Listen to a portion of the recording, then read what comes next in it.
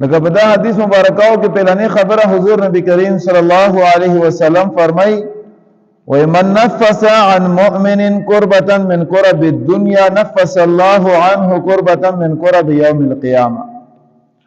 وکم کس چې د خپل مسلمان رور نه په دنیا کې د څه پریشانی لری کېدو کوشش وکړو څه پریشانی ولا ختمه کړو ولا لری کړلا نو الله جل جلاله دغه انسان هغه پریشانی چې کومه پریشانی د قیامت په ورځ باندې دغه انسان ته راتلون کې الله پاک هغه ختمه کیولري وي. وګوره زموږ عزتمند په دنیا کې خلک په مختلف پریشانو کې او تکلیفونو کې وي او بعض خلک کوشش وکړي چې یاره زه خپل مسلمان ورور دغه تکلیف ختم کم مللره یکم نو الله جل جلاله د قیامت پر ورځ باندې دغه انسان هغه تکلیفونه او مصیبتونه یې ختم کړي. دې آسان مثال دا دی، مثال کے طور پر یو انسان دی او هغه په پریشانی کې دی، مصیبت کې دی، اسپیټال کې دی، وینې ضرورت کې دی او تعالی الله جل جلاله طاقت ورکړی دی بدن نخوله یې ټیک ټاک یې نو تعالی په کار دی چې د مسلمان رور دغه تکلیف ختم کړي او دغه وینې ضرورت وته ته پوره کړي. دا ډېر د اجر والا کار دی زما عزتمندو. ډېر خلک سره څوک پیژنیم هم نه او په هسپتالونو کې خلکو ته وینې ورکوي ثواب لپاره، دا ډېر لوی د اجر والا کار دی. او ډېر داسې خلک شته چې ښه جګ جوړ وي، ښه صحیح سالم وي صحت په اعتبار سره، خو که وینه نه ورته و یاره وینه لګېږي نو بس بیا یې زړه وي چې که وینه مې وښکل مرم. حالانکه په وینه وښکلو باندې انسان ته هېڅ تکلیف نه رسېږي چې صحت نه اول نه ښه وي ډاکټر ته یې ځان خیلی وي، بلکې دغه وینه وښکل د انسان د جسم لپاره فایده ده پکې. دغه شان یو بل مسلمان رور دی او په داسې لانجه کې راګیر شوی دی، څه مصیبت کې راګیر شوی دی، څه جرګه یې ده مثال کے طور پر ځمکې مسله یې ده یا نور داسې څه مسله یې ده او ته د هغه د مسله حل کېدو کوشش وکړې منډه ورسره ووهې او صرف دغه منډه د الله د رضا لپاره ورسره ته ووهې نو الله جل جلاله د قیامت په ورځ باندې هغه سخته ورځ هغه تکلیفونه والا ورځ په هغه ورځ باندې الله پاک تا تکلیفونه او مصیبتونه ختم کړي. نو وګوره زما عزتمند د قیامت ورځ خو یقیني ورځ ده او موږ تاسو ته خپل اعمال معلوم دي، ما ته خپل ځان ښه معلوم دی او تاسو ته خپل ځان نه ښه معلوم دی چې زموږ عملونه څنګه عملونه دي، زموږ کردار څنګه کردار دی.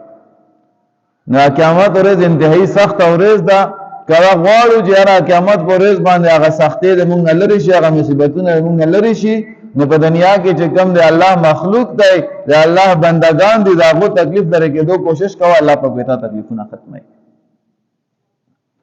بیا په دا حدیث مبارک کې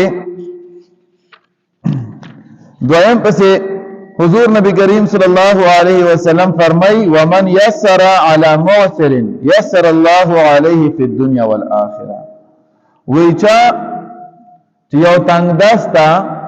یو بے وسطا مهلت ورکړو، مثال کے طور پر پچا باندې د قرض دی او تا هغه قرض نیټه پوره شوې ده، هغه وخت پوره شوی دی چې قرض ته نه واخلې واپس، خو لیکن هغه تنگ دسته دی، بے وسه دی، وس نه لري او تا هغه له مهلت ورکړلو نو الله جل جلاله تا باندې دنیا او په آخرت کې اسانتیا راولي. یسر ویل کېږي اسانتیا ته، نو الله جل جلاله په دنیا او په آخرت په تا باندې اسانتیا راولي. او زما عزتمندو کتابونو کې واقع لیکلي دي چې الله جل جلاله د یو تاجر مغفرت صرف په دا وجه باندې وکړلو. ګوره د قیامت ورځ والا اعمال د قیامت ورځ باندې فیصله کیږي، خو چې کوم دغه حدیث مبارکاو کې راځي چې الله پاک جنت فیصله وکړه او الله جهنم فیصله وکړه، د حضور نبی کریم صلی الله علیه وسلم حدیث مبارکاو موږ ته بیان دا کړی دی، یعنی را روان وخت کې الله پاک دغه عملونه په وجه د هغه انسان د جنت یا د جهنم فیصله کوي. نو هغه تاجر چې کله د قیامت په ورځ باندې عمل نامه حساب کتاب وشي نو هغه عملونو کې وې داسې څه وزن نه وي چې دا سړی په باندې جنت ته لاړ شي. نو الله جل جلاله ملائکه ته حکم وکړي چې ملائکه تاسو دغه عمل نامه وګورئ کې دی شي او خکاري پکې داسې وی چې هغه ډېر خوي الله پټ نه یو شیم پټ نه خو موږ تاسو پر الله بیانوي دا خبره وهغه ملائکه هغه عمل نامه وکړي الله پاک ته عرض وکړي الله تبارک وتعالى دا انسان یو عمل داسې عمل دی چې هغه ډېر ښکلی عمل دی الله پاک وایي ته سره د علم پوښتنه وکړي چې کوم عمل یې ښکلی دی نو هغه ملائکه جواب ورکړي چې الله تبارک وتعالی دا انسان په دنیا کې تاجر او تجارت یې کولو او دنه خلکو سوداګانې په قرض یې وړلې واوې غستلې ته نه نو چې کوم د نوکرانو پسې ګرځېدل قرضونه یې ترا غونډول نو خپل نوکرانو ته د انسان د تاجر د حکم کړو چې کله ته خلکو نه پیسې راخلې نو په خطر کې نه پیسې اخله جګړه وسره ما کا چې شابه خامخا راکایو ورځ دې پورا شوی او تاریخ دې پورا شوی بلکې مهلت ورکوا ټیم ورکوا او که څوک بیواسه وي بيخي او ته معاف کوا جګړه وسره ما کا وی الله جل جلاله ملائکه ته فرمای چې د انسان په دنیا کې ما په مخلوق باندې رحم کړی دی ما د مخلوق سره د احسان ولا معاملہ کړی دی اے ما پر اختو تاسو گواه اوسو زه د انسان مغفرت کوم زه سره احسان ولا معاملہ کوم ان سبا ما عزتمند موږ نه تاسو نه د احسان ولا معاملې مکمل ختم شي دي سره چا سره خېګړه کوي ډېر سختوالم شروع کړل او الله تبارک وتعالى د خپل مخلوق سره ډېر مینه محبت کوي که یو انسان دا غواړي چې الله تبارک وتعالى د ما سره مینه محبت وکړي نو د الله د مخلوق سره مینه محبت شروع کړي حضرت نوح علیہ الصلوۃ والسلام د الله پیغمبر د 9.5 کال خپل امت ته تبلیغ کړی 9.5 کال ډېر غټ وخت زما عزت او یو کس دا ورته د الله خبره یو سره کوله د الله د وحدانیت خبره یو سره کوله او 9.5 کال کې خپل قوم خبره ونه منله نو اخر تنگ شولو او الله تبارک وتعالى ته سوال وکړ چې الله تبارک وتعالى په دوی باندې عذاب راوله الله پاک باندې عذاب راوستلو هغه ټول یو بو عذاب باندې ټول به غرق شو سوا هغه نه چې ایمان راوړل سوا بعد بیا الله تبارک وتعالى حضرت نوح علیہ السلام ته حکم کوي چې اے نوح علیہ السلام تلا گیاشه او د خاتون لوخي جوړول شروع اوس نوح علیہ السلام د الله نه پښتنه نه کوي ځکه چې الله پیغمبر د لوخي څلا جوړ کم بس الله حکم دی چې لوخي جوړ کړ نوح علیہ السلام لګیا شو خاطه جوړوي او لوخي جوړای میرته کېدی وچیږي چې څو وخت ډیر شول غاډ یو لوخو انبار جوړ شول کافی لوخي جوړ کړل اوس الله تبارک وتعالى ته حکم کوي چې اے نوح علیہ السلام اوس لګیا شو د غلوخي مات کا دا الله پیغمبر دی دا الله حکم تابع دی چو چرا په کې نشته چې سلامات کم بس الله حکم وکړي چې ماته کماتوي خو چې کله لوخي ماتول د ضرور سره خوګېدو ځکه چې هلته په خپل لاس جوړ کړی وو مهنت به باندې کړو وخت په لګېدلو نو چې کله د لوخي ماتول نزړه یې لګ خپه کېدو وسه چې خو ما ډېر په مهنت باندې جوړ کړی وو دمانه خو ما ډېر ټیم تیر کړو دومره ډېر مې جوړ کړو وسه الله یې ماته کماتامي نو الله تبارک وتعالى خو هر شي خبردار دی نو الله تبارک وتعالى ته فرمایي چې اے نوح علیہ السلام دغه لوخي تازه ما په حکم باندې جوړ کړی وو چې ما ته یې جوړېګا جوړ کړ په خپل نه ناس جوړېګا او اوس ته ما حکم چې ما ته کماتوي نو تعالی په باندې زور ورسې ته باندې خپکیږي نو ته سوچوګا چې تا ما ته صرف دا دعا وکړه چې مخلوق تباہ او برباد کوم ما ته په دعا باندې ټول مخلوق تباہ او برباد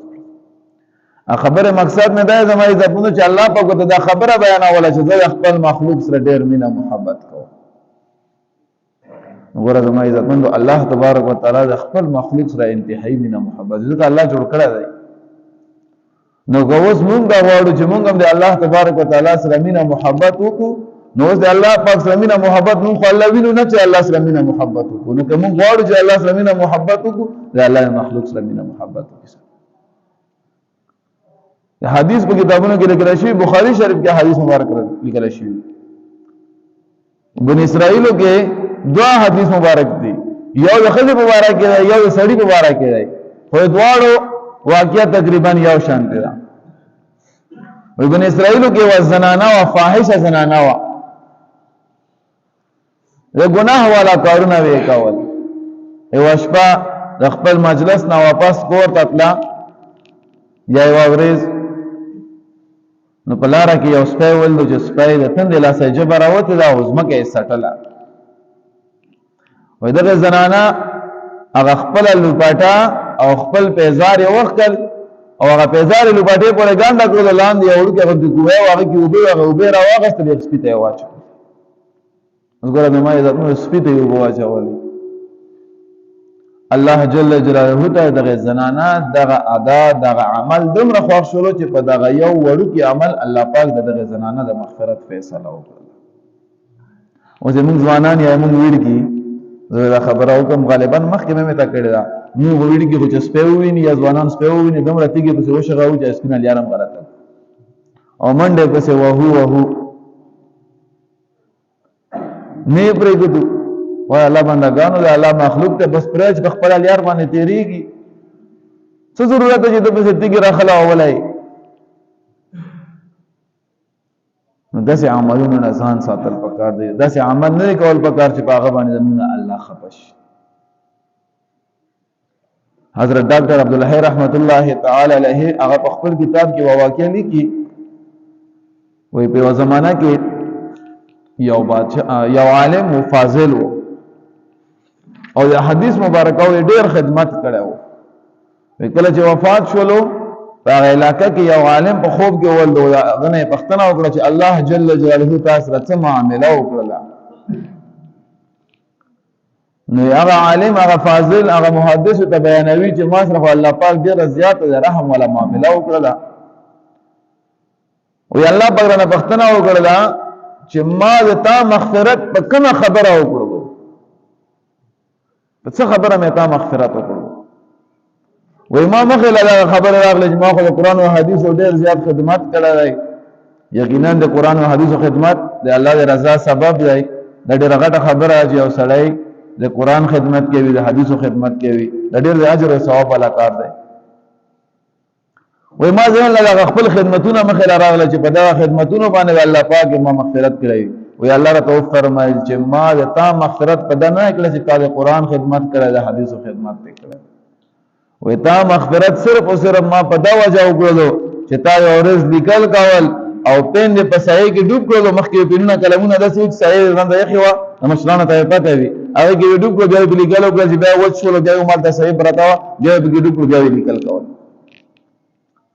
وی تا یو ورځ لیکل کول او دغه پین دغه قلم تا سایې کې ډوب کړلو چې څنګه راوچت کړلو،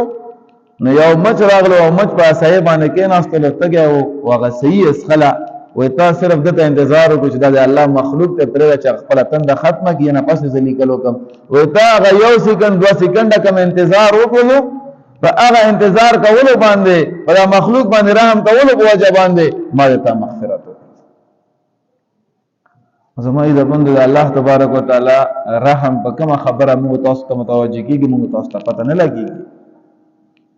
په وړو وړو خبرو باندې الله پاک د انسانانو مغفرت وکړي، په وړو وړو خبرو باندې الله پاک د انسان د عذاب فیصله وکړي. دیو وجه نه زما عزتمند یو حدیث مبارک ته بار بار نه بیان کړی، ځان ته یې بیانوم تاسو ته،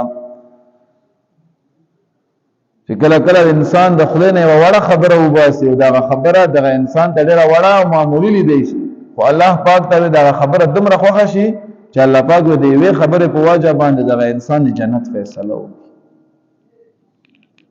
او کله کله د انسان خولې نه یوه خبره وباسي، هغه خبره د الله پاک ته دومره ناخوښه شي، نور وی ښه ډېر اعمال کړي وي، ډېر نیک عملونه وی کړي وي، خو دغه خبره د الله پاک ته دومره ناخوښه شي چې دغه یوې خبرې په وجه باندې الله پاک دغه انسان د جهنم فیصله وکړي. ګوره یوه خبرې وجې نه، نو دغه خپل زندګۍ ته لږ سوچ کول پکار دي، خپلو خبرو ته لږ سوچ کول پکار دي. یوې خبرې ته هم سپک نه دي کتل پکار، که هغه ښه خبره وي سپکو ته مه کسه او که هغه غلطه خبره وي سپکو ته مه کسه. نیکي که وړه وي مه یې پرېږده، کوه یې خامخا یې کوه، وړه وړه نیکي هم کوه،